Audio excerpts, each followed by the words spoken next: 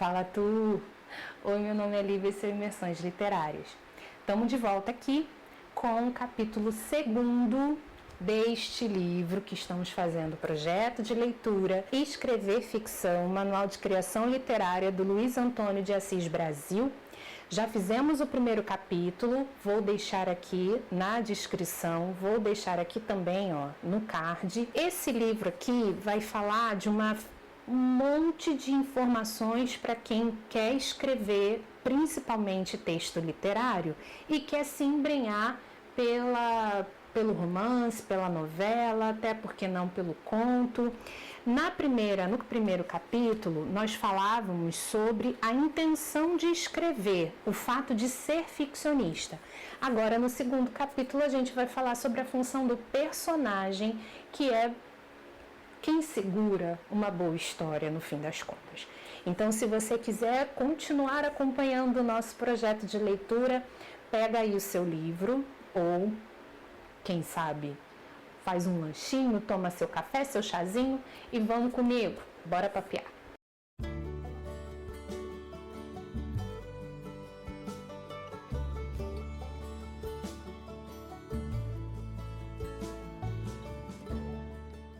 Como da primeira vez, eu vou te mostrar aqui, sim, estamos fazendo um fichamento desse livro. Posso te mostrar aqui meu bloco, tá bem escrito, viu? Tem coisa pra caramba nele. Por quê? Esse capítulo vai das páginas 29 até a 91. Não é assim, nossa, Lívia, mas são praticamente 70 páginas. Só que o Luiz Antônio, nesse capítulo, vai trazer uma série de exemplos de textos de outros autores, né, textos literários, obviamente, em que ele vai destacar a função do personagem para essas histórias.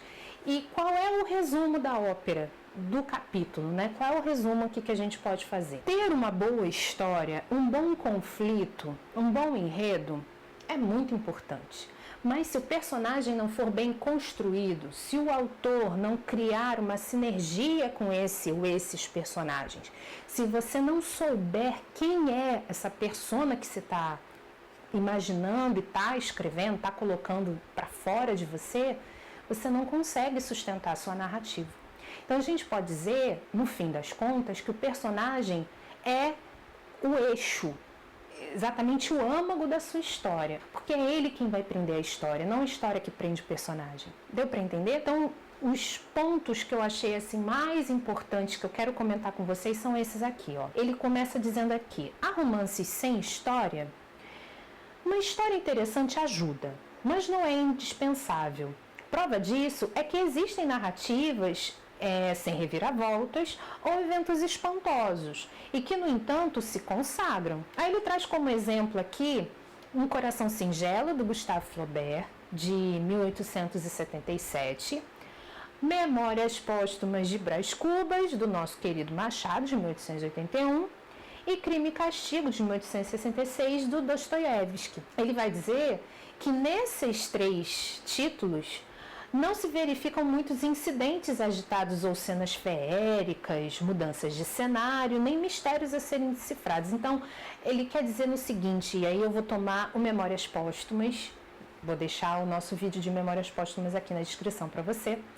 Ele quer dizer o seguinte: você não tem, por exemplo, em Memórias Póstumas, o Brás Cubas fazendo grandes ações para a humanidade, ou transformando o lugar onde ele vive, ou as pessoas com quem ele convive, não.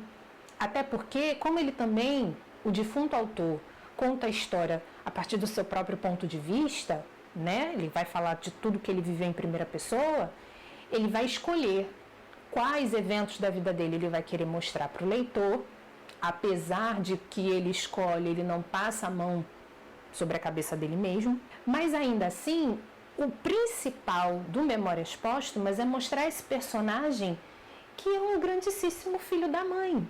Ou seja, a gente vai olhar somente para o Brás Cubas enquanto persona, não aquilo que o Brás Cubas fez, até porque o que ele fez não ficou para a posteridade. O que fica para a posteridade é ele, enquanto uma pessoa que passou assim, que teve um velório, que ele conta no início do livro, teve um velório que praticamente não teve quem o velasse, não teve quem o enterrasse. Então, ele vai falar exatamente sobre isso. O personagem aqui é mais importante do que as próprias ações trazidas pelas histórias. E ele continua nesse parágrafo falando outro texto que nós temos vídeo aqui no canal, também vou deixar na descrição para vocês. Em Os Sofrimentos do Jovem Werther, de 1774, Goethe vai mais longe. Não apenas anuncia que o herói se chama Werther, mas também que a história gira em torno de seus sofrimentos. Ou seja, a história toda é a vida do Werther. Tudo isso é significativo, não? Se você puxar pela memória as ações dos sofrimentos do jovem Werther, você vai deixar passar muita coisa. Agora, se você tiver de descrever, né, você leu com atenção, tiver de descrever sobre o Werther, você vai conseguir perpassar as características e coisas que ele fez e, enfim, com bastante acurácia. Então, é onde ele quer chegar aqui. É justamente o personagem segurando bem a história. Ele também fala o seguinte, tal como acontece no cinema, em que muitos espectadores fixam-se no ator, atriz central e são capazes de ir até o inferno para vê-los em outra atuação, assim também é o personagem de ficção na literatura.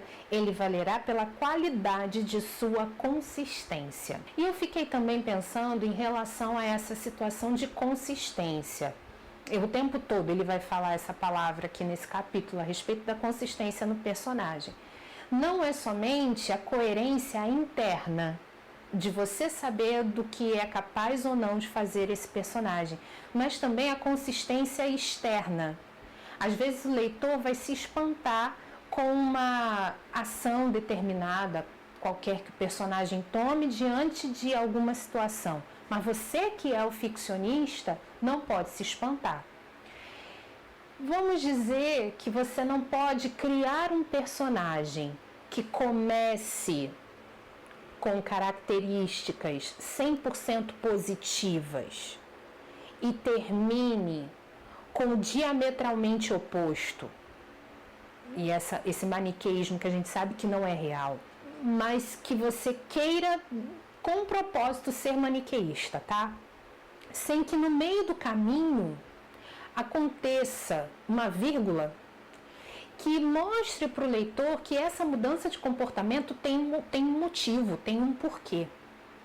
Então, a consistência desse personagem é ele agir, pensar e viver situações que sejam, que façam sentido para esse personagem que você mesmo criou. Mais do que as reviravoltas do enredo, o que deixa marcas duradouras no leitor é o acesso à vida do personagem e suas debilidades e carências. É o que nós acabamos de falar aqui. O personagem tem de ser, ele vai falar isso daqui a pouco, ele tem de ser o mais próximo, esse personagem que você está criando, em quem você está apostando a sua história, o mais próximo do que é um ser humano. E aí, de novo, a gente cai na verossimilhança. A verossimilhança é o todo, mas a gente olhando agora na lupa, seu personagem também precisa ser verossímil. Ele não pode ser alguém que simplesmente você não encontraria numa esquina, em quem você não sentaria para tomar um café, porque essa pessoa não existe. Não é para esse personagem ser perfeito na sua moral. Não. Mas esse personagem tem de ser adequado à história que você está querendo fazer. A narrativa deve convencer o leitor de um fato. Tudo o que está ali é porque o personagem, pelo simples fato de existir, faz com que as coisas que estão acontecendo na história passem a acontecer na história. É como se esse personagem atraísse esses acontecimentos narrados. Os eventos de uma história que estão enraizados nele, inclusive os fatos incontroláveis. Ele vai falar aqui, ele vai, na verdade, ao longo do texto todo, do livro todo, sobre um ex-aluno dele, chamado Tiago, que está escrevendo uma história baseada em fatos. Tem alguns elementos autobiográficos nessa história que o Tiago está contando, nesse romance. E aí ele parte do início, quando o Tiago procura para mostrar os primeiros escritos, perguntando ao professor, mestre, será que dá um romance? Será que eu consigo insistir nisso e tal? E aí o Luiz Antônio vai se fixar no Vladimir, que é o personagem central da história do Tiago. E nisso ele vai discutir em determinado momento aqui com o Tiago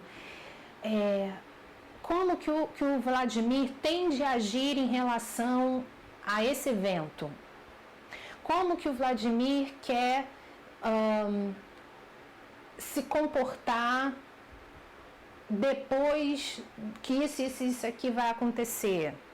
E aí ele nos mostra, né, nos conta que o Tiago passa a perceber que há coisas que o Vladimir não, o personagem, né, não criou, não foi responsabilidade dele. Por exemplo, um assalto que vai acontecer na história dele, não foi responsabilidade dele ter havido o assalto.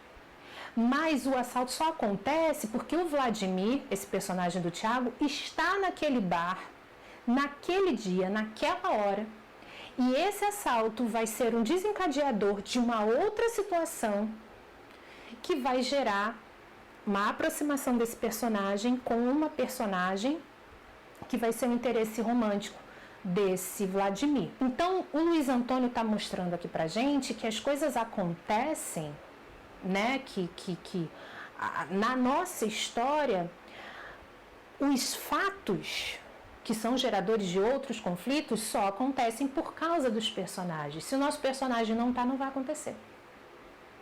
Acho que deu para me fazer entender, né? Ele vai falar aqui sobre a profundidade, porque a gente costuma muito pensar em personagens que a gente possa mergulhar neles, né?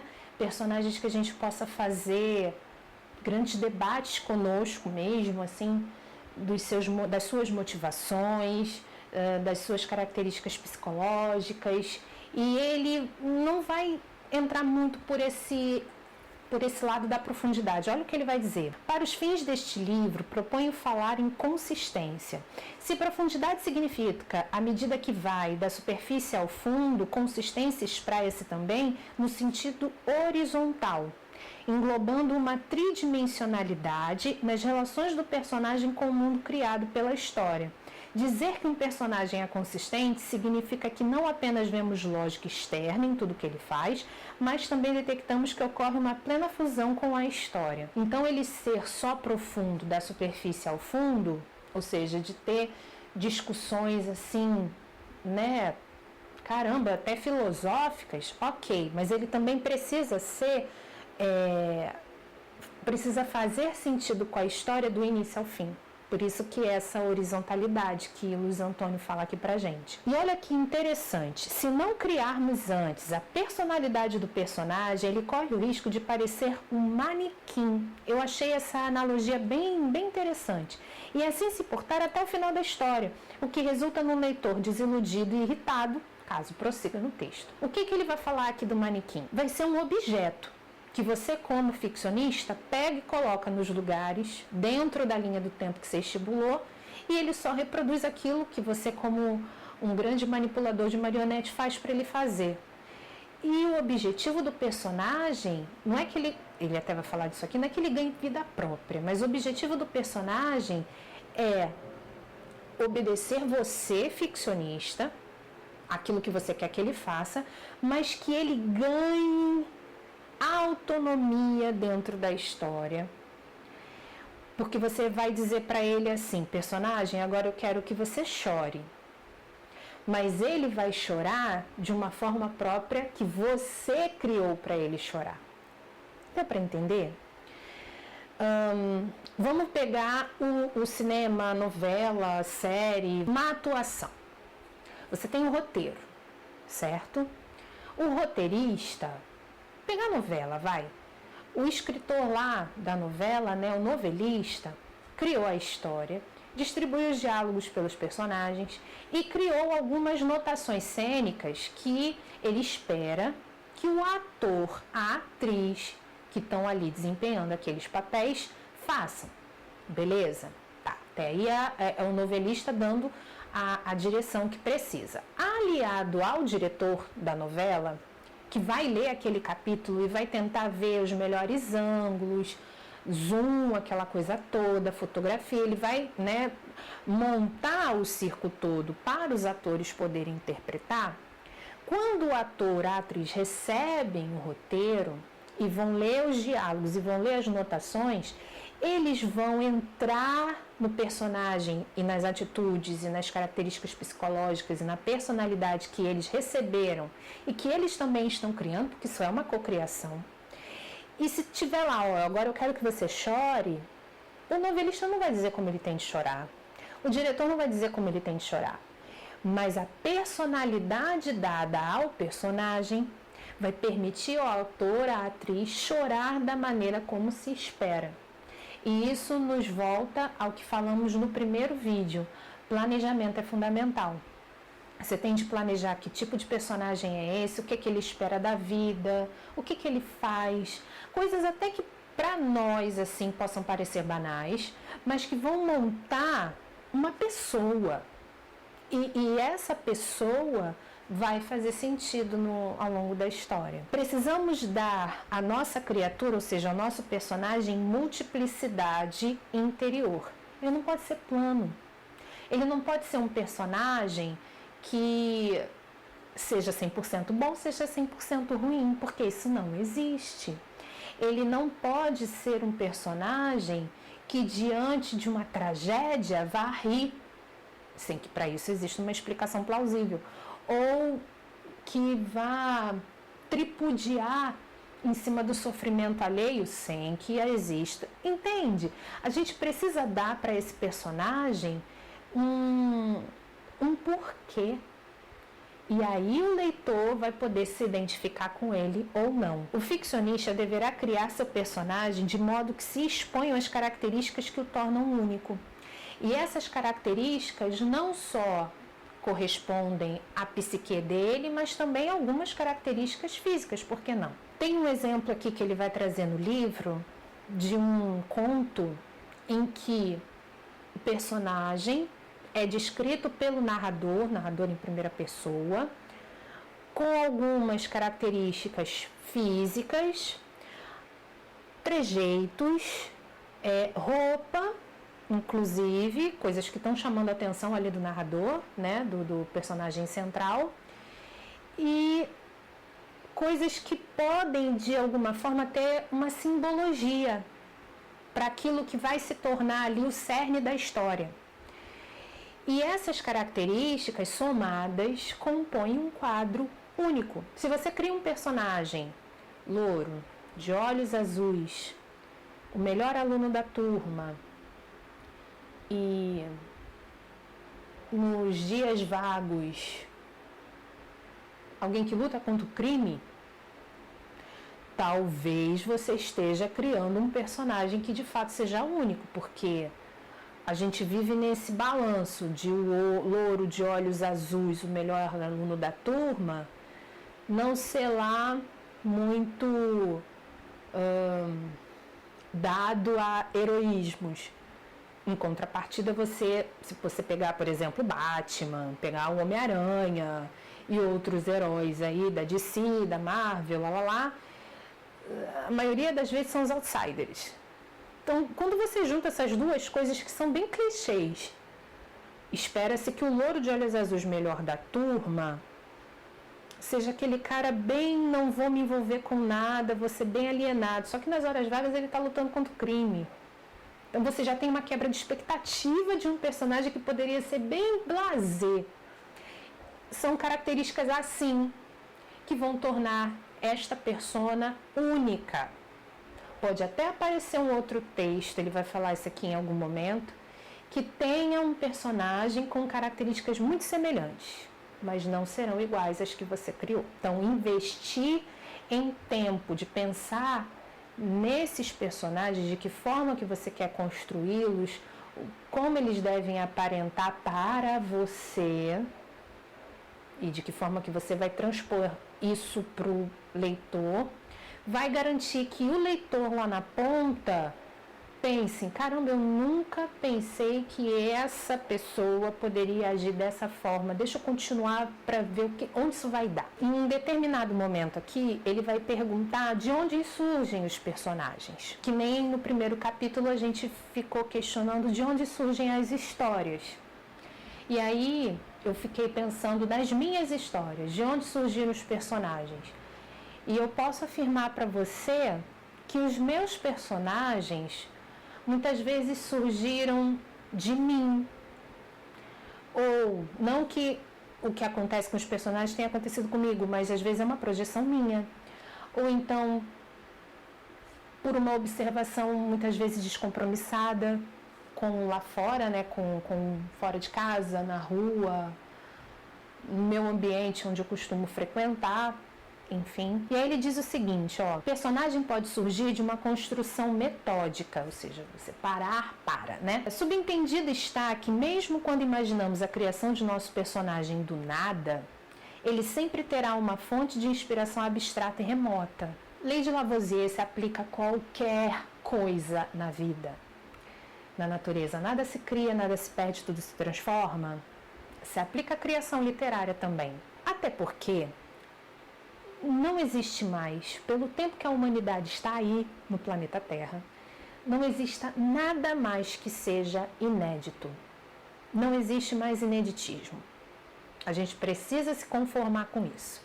O que existe de verdade é o saber fazer de modo atraente que pessoas queiram guardar as nossas histórias para sempre. É isso que existe. Ineditismo não. Então, muitas vezes, vou dar o exemplo da Marca de uma Lágrima. Eu vivo falando desse livro, vou deixar ele aqui na descrição se você ainda não viu o meu vídeo, se você não conhece esse livro, está chegando no canal agora, oi. A Isabel não surgiu na cabeça do Pedro Bandeira do nada. A Isabel surgiu como fruto da observação dele de muitos anos, vendo as adolescentes de 14 anos, como elas se comportam, quem são elas na escola, como é a descoberta do primeiro amor. Conversa com outros adolescentes, inspiração dos próprios filhos, quiçá. Então não surge do nada. Nossa inspiração sempre vai estar numa lembrança que a gente muitas vezes não guarda conscientemente. E não tem problema nenhum. Mas quando a gente bota esse personagem todo esquematizado diante da gente, aí sim a gente está fazendo algo novo, ainda que a gente tenha se inspirado em algo que existe. Ele vai aqui dizer, e eu depois que li, tendo a concordar com ele, sobre o porquê não utilizar a palavra protagonista. Ele vai dizer que se eu tenho um protagonista, necessariamente eu tenho que ter um antagonista. E esse antagonista pode ou não ser alguém que vá ser bom ou ruim em relação ao personagem principal e lá. Deixa tudo muito igual, muito mais do mesmo. Aí olha do que ele fala, o que ele nos propõe enquanto criadores desses personagens. Ele propõe que a gente chame esses personagens de personagem mais complexo da narrativa. Ou seja, aquele que vai estar com os conflitos, as situações centradas nele.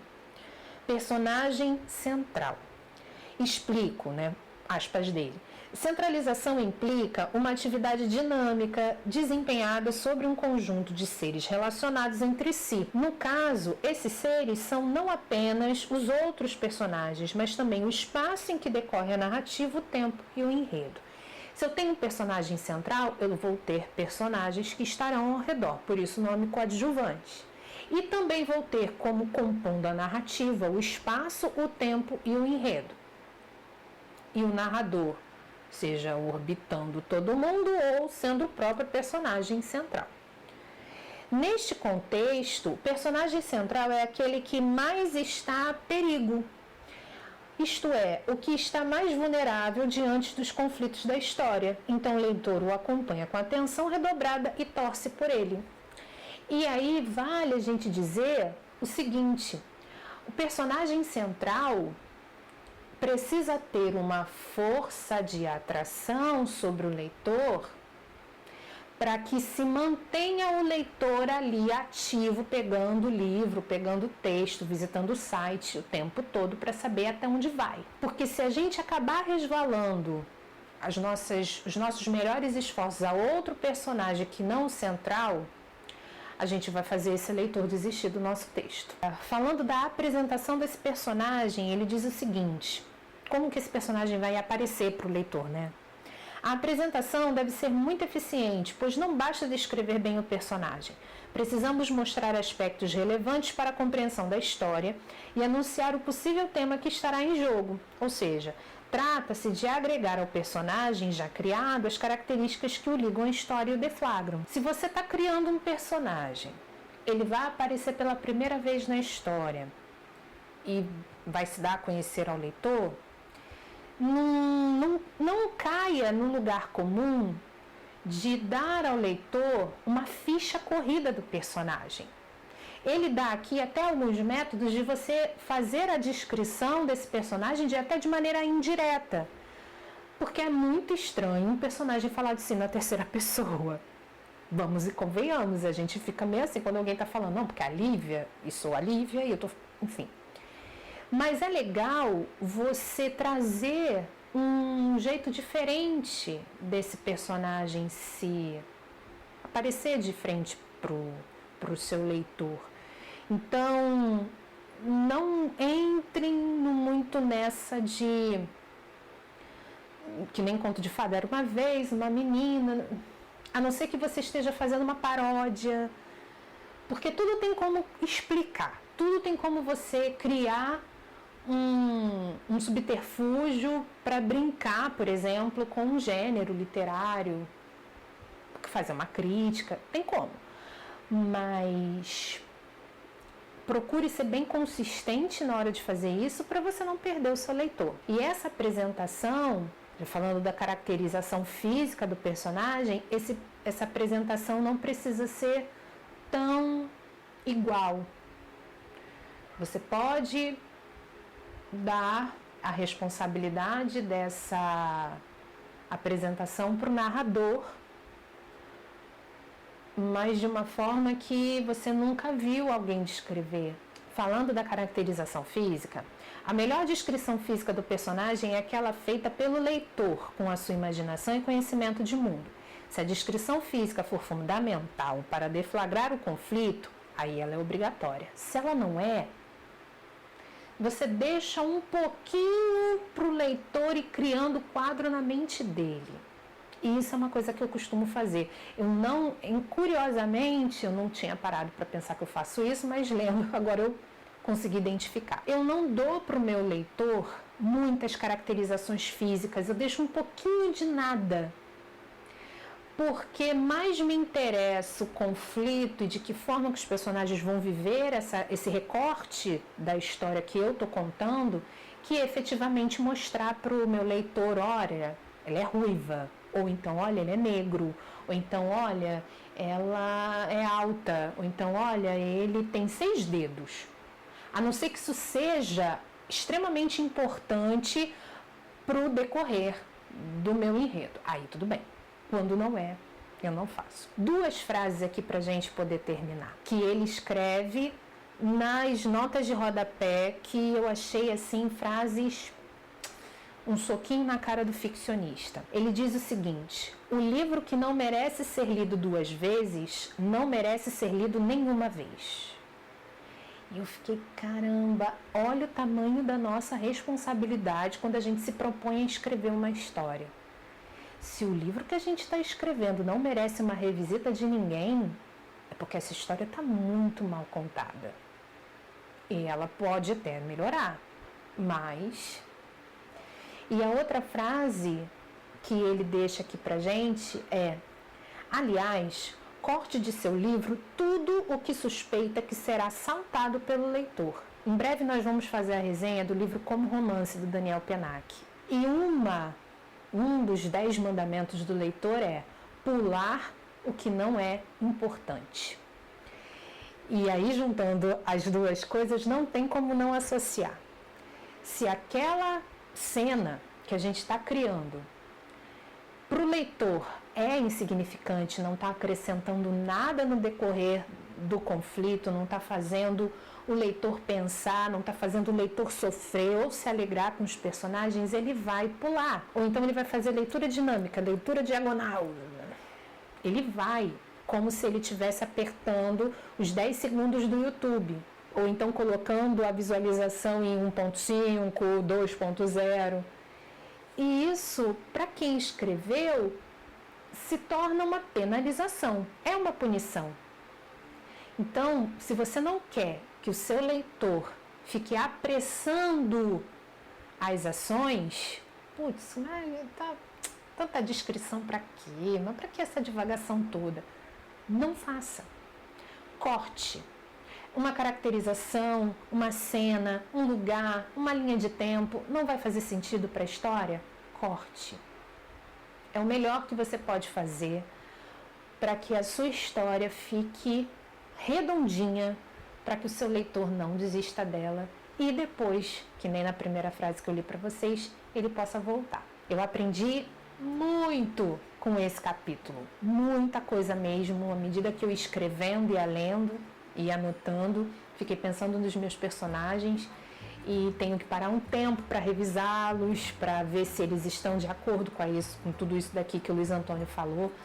Espero que sim, mas eu posso dizer para vocês que agora sim, ler esse livro com a cara de estudo está sendo para mim muito mais interessante que quando eu li pela primeira vez, que eu só fui lendo mesmo para conhecer os métodos, enfim, para conhecer o livro de alguma forma. Então, se você gostou do nosso segundo capítulo, te convido para o próximo, terceiro capítulo.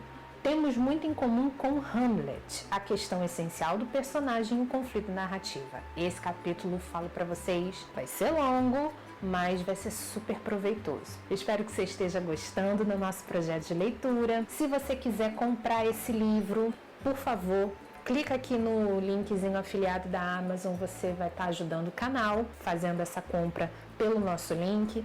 Espero você no próximo vídeo do nosso projeto de leitura, quando a gente vai falar do capítulo 3º de Escrever Ficção. Um beijo!